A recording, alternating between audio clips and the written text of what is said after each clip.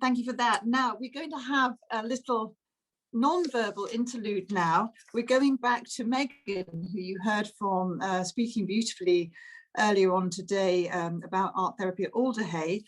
And Megan is going to do an interactive art therapy, 10 minutes, quarter of an hour for us.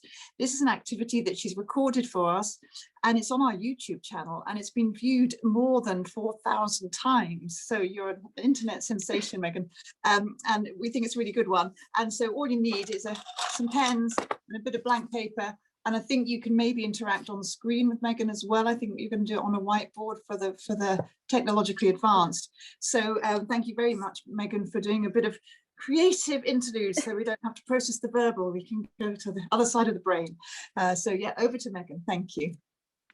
Okay, yes. So we're going to do it's sort of a squiggly wiggly drawing game. So this is a really nice one for people who say things like, I'm terrible at drawing, I never know what to make, and you just give someone a blank piece of paper, and that's really difficult, you know, to think of something to do. So what you're going to need is a piece of paper. I'm going to try sharing the whiteboard. Yeah, here we go.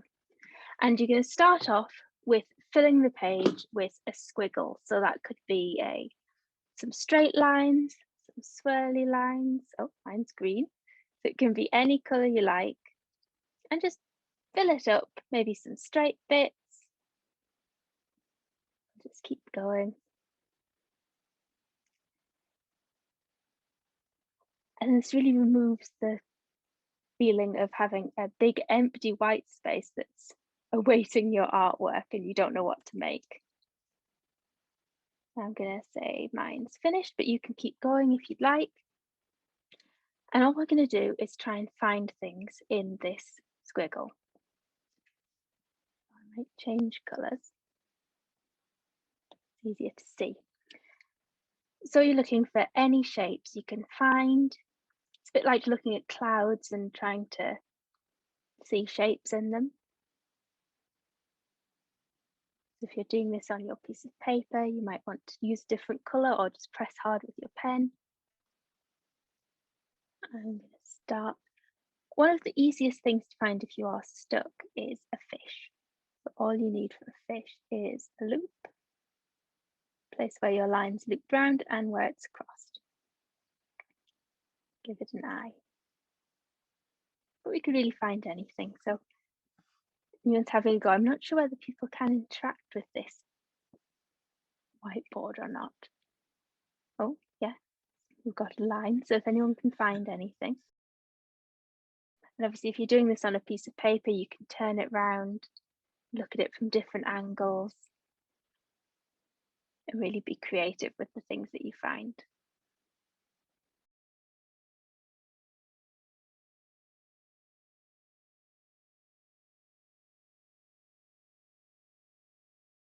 I suppose this just shows anyone who doesn't think that they're creative, you can always find something in these squiggles. And that's how your brain works, you know, it's finding patterns and finding shapes. It really helps remove that idea that I can't draw, I'm not very good at drawing, which I think we hear a lot as art therapists when people first start. You get a lot of concern about not being creative enough or not being able to draw well enough.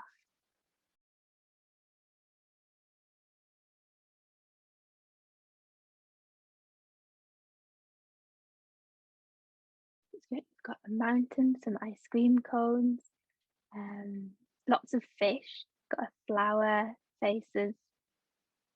You can really imagine if you did this on a huge piece of paper, you'd be able to find so much, and everyone could interact and join in together as well.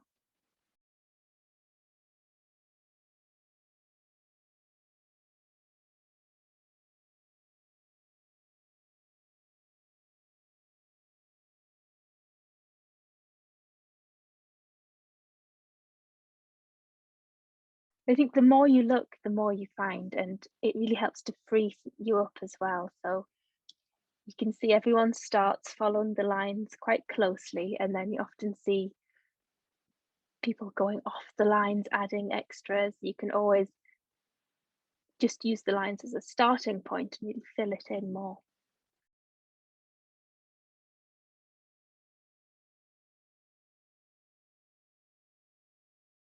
As well, later on, it's quite nice. People, if they make these, you can colour them in, you can fill in all the background shapes.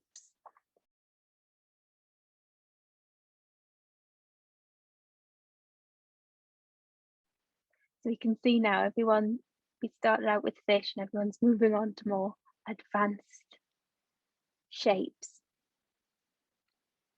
It's always a good one to start with, because I think sometimes it's difficult when you first start finding things. But once you found your first fish, really go away with it.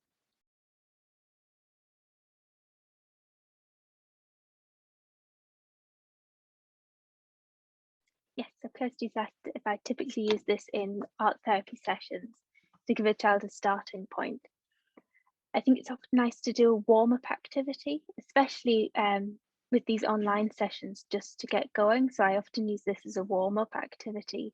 And as well, it's a starting point, you're right, for conversations. So you're starting to make things and also thinking about, what have you found in this image?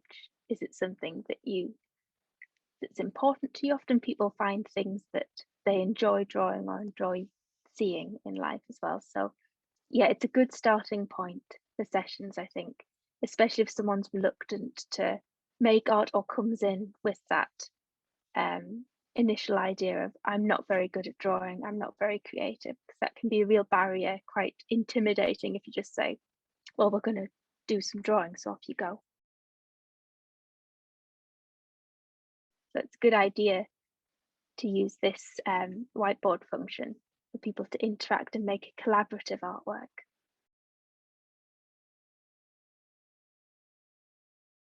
Yes, we've got some people saying that they found letters as well, and I think that's some feedback they've had that's often with older groups, like trying to find the letters of their name in this as well,